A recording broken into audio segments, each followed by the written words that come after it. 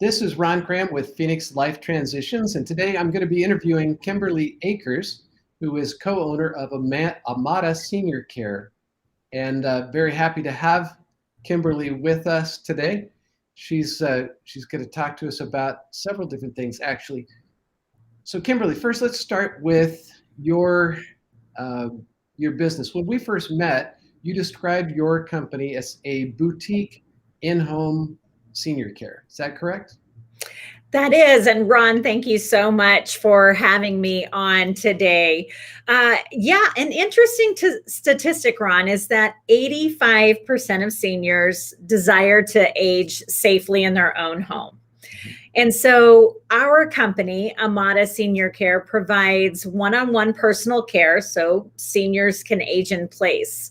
And so the boutique of home care comes in because we really intentionally match a care aide to a senior with a personalized care plan to make sure not only the skills, but let's be honest, personality means everything, right? There needs to be a great match of personalities. Yeah.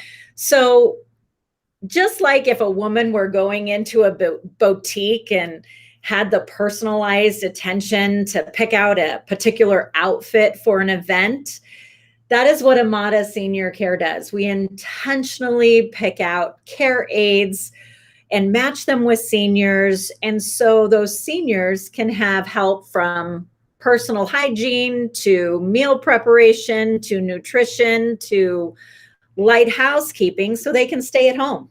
Yeah, that's terrific. Now, tell me a little bit about how seniors pay for this. Is this something Medicare covers, or how do they pay for it? That's a great question. And we get that question quite frequently, Ron. So you are what we would call normal for asking that question. So these services are what we call in our senior industry private pay. Okay. So these services are non-Medicare reimbursed. In a no-cost care constellation, we do at Amada Senior Care dive deep into the 6 funding options that seniors have available for themselves, or maybe family members want to consider for their loved one who is a senior. Mm-hmm. Okay. So what are those 6? What are we talking about? Yeah, well, we'll just dive deep right now, Ron. That's okay. That's for this. Well, because I mentioned that these are non-Medicare reimbursed. So, many people think that Medicare will cover it or a supplemental, but this is a non-medical expense. And so this is non-Medicare reimbursed. So the 6 ways are, obviously the first way is private pay, meaning, we have funds set aside for this type of rainy day.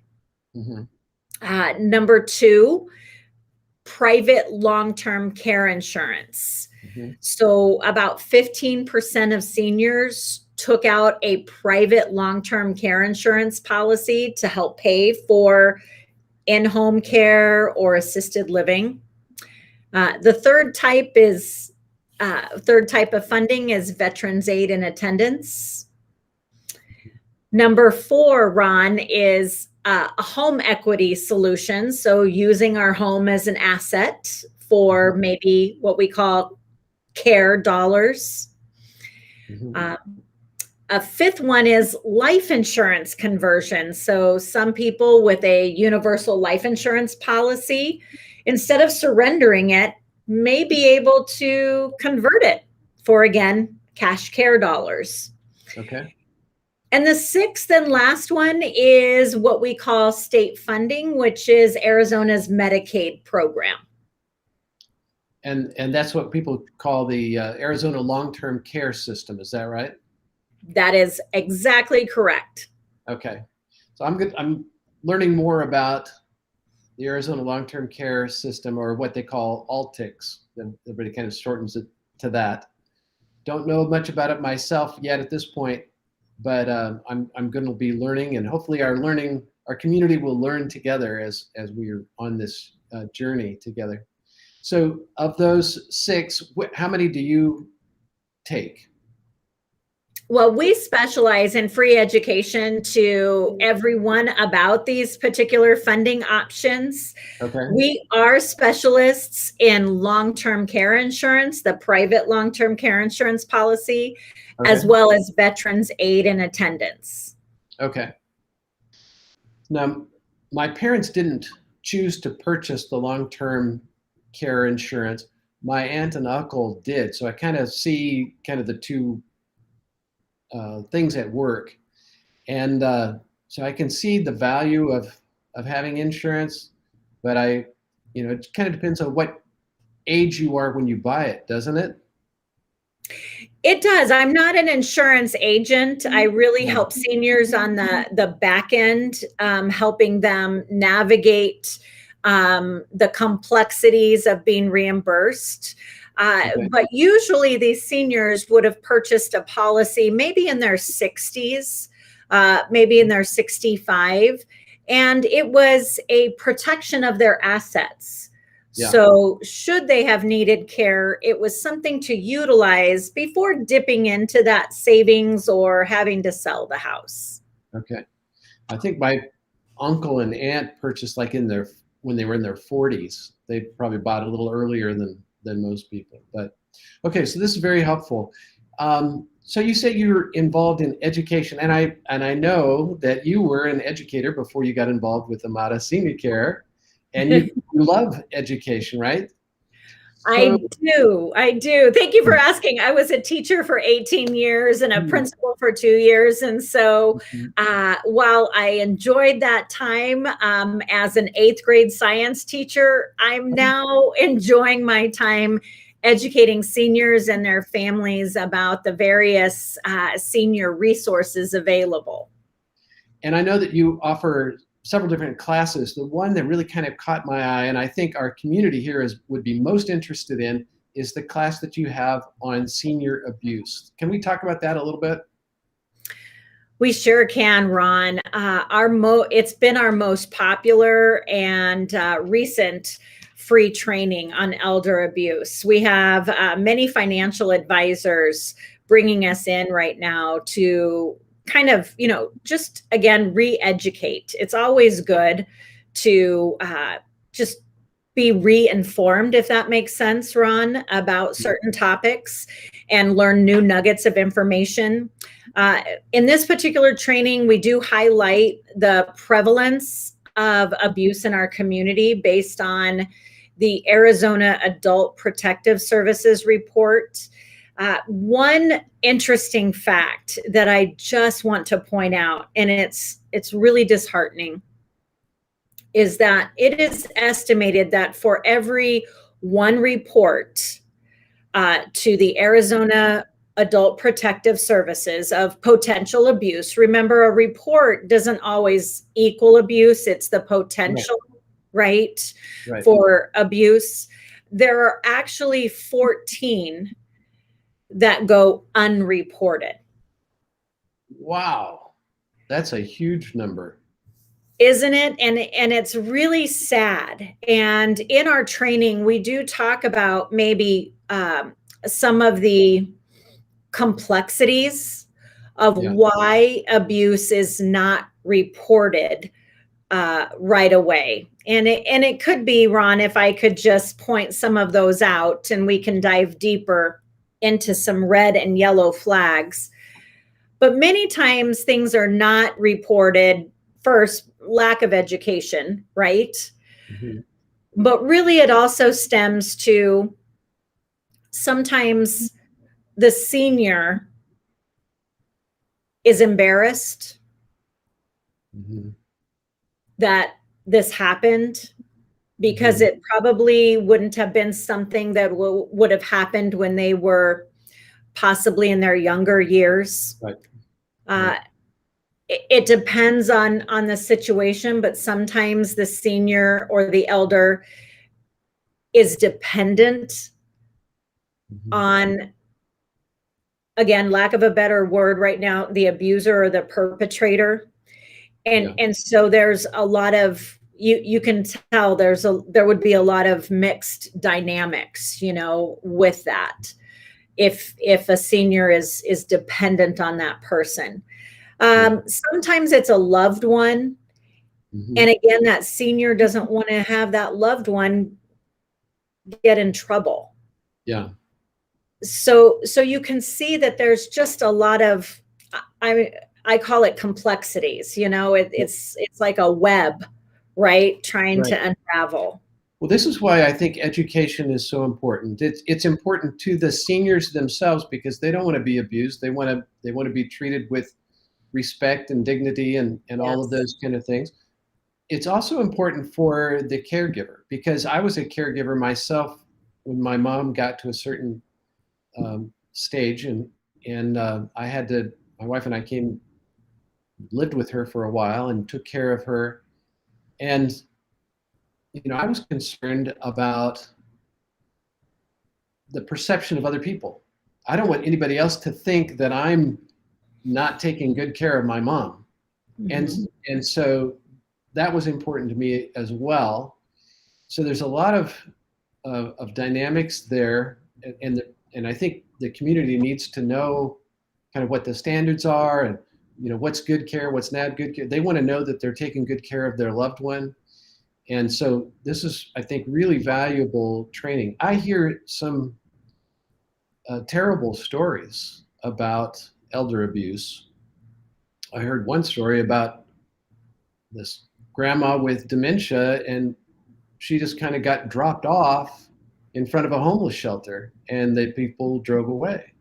And it's those kind of stories they're shocking and upsetting, and but the community needs to know what they can do to take good care of their parents. And if it means something like Altics, then that's an option, Then that is an option.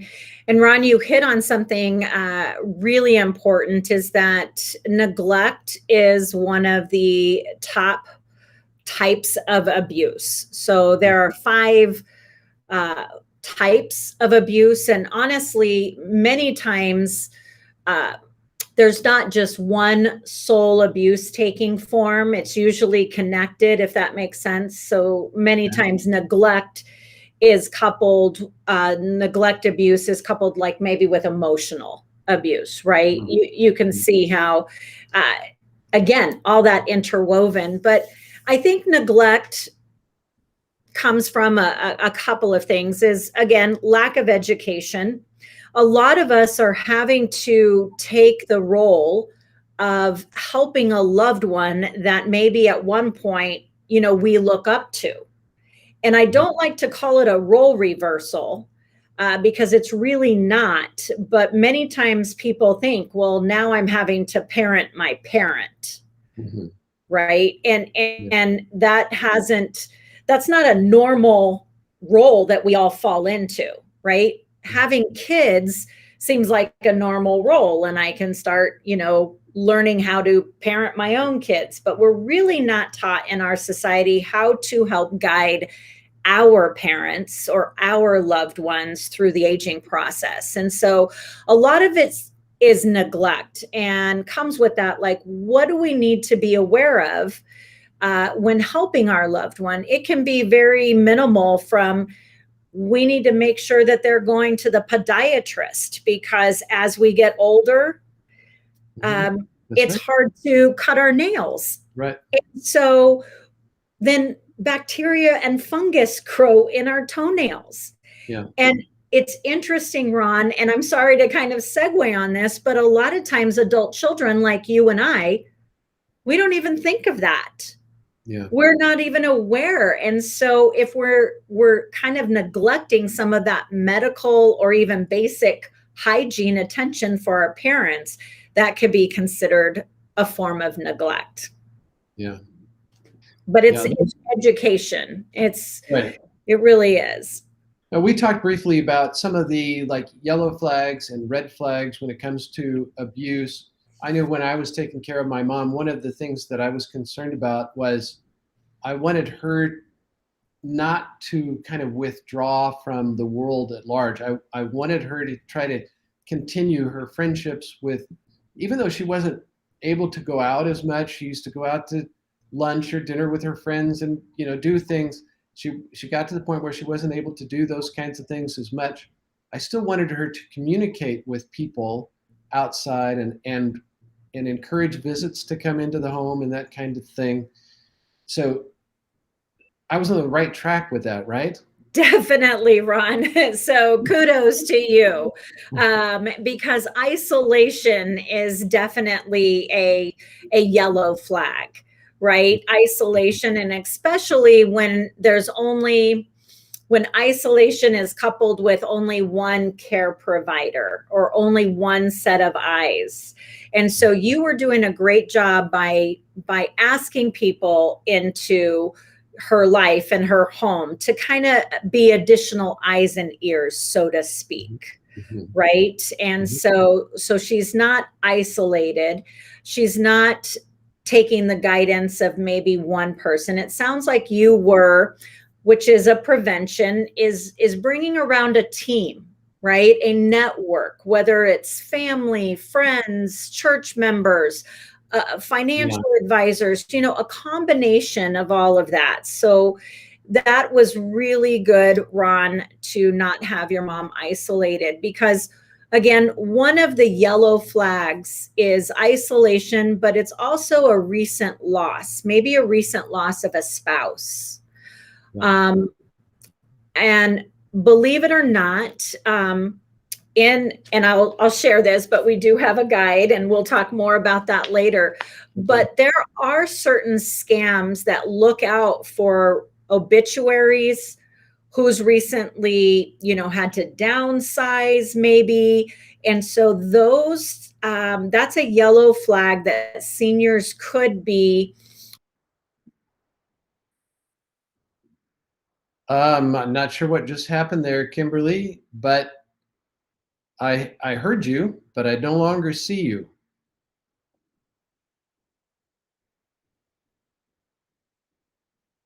I didn't touch anything. Let's answer one other question here real quick before we go, and that is, how do people go ahead and contact you if they want? Oh, you're back. Hang on. I see you back in the green room. Let me get my cursor here and I can. Wait, what happened? There you are. Okay. Sorry, I didn't touch anything. We love technology and then dislike technology all at once, right? Yeah. So let's go back to, we just have one final question, and that is, let's say somebody wants to be in one of these educational classes that you have on elder abuse, or maybe take advantage of one of the other classes that they've got. How do they contact with you? How do they engage with you to learn more about Amada Care and the services you provide? Sure. So thank you so much, Ron, for asking and just letting me share about, my passion of educating. Education is key. Do you mind, before I go into how they can connect with me, just some red flags for people? Sure. On that abuse. So red flags, again, are isolation and having only maybe one family member or caregiver involved in their life, and maybe a quick change of power of attorney or a change in their financial advisors or attorneys. So when maybe somebody's had like a financial advisor for many years and it suddenly changes, that's a huge red flag. Oh, okay. But how people can engage with us is definitely call our main number. And our main number, we can have a no-cost consultation or training, 480-999-5250. Okay. And then hopefully within your link, you can also send a link to one of our free online trainings, but they can go to bit.ly/Amada First Fridays CEUs. Okay. Or another way, just email me at kimberly.a@Amada Senior Care, and I can definitely provide a free training for one-on-one or even for a small office staff. Okay. All right. Very good. Well, thank you so much, Kimberly. This has been great. What you do is very important, and I want the community to know about you. And the education you provide, especially on senior abuse, I think is really, really important. Yeah, that pamphlet I think has got a lot of great stuff in it. So when you attend the training, we definitely provide this educational trifold that outlines the 5 types of abuses, as well as the 9 common fraud or exploitation scams to be aware of, as well as resources like blocking telemarketers, making sure that you block credit checks. That's another prevention, that you block credit checks for your loved one, your senior loved one. Okay. All right. Well, very good. And they can get that trifold by attending one of your trainings. Okay. They Perfect. can. Thank you so much for doing this, Kimberly. I appreciate it so much. Thank you for having me, Ron. Have a great evening. Thank you. You too.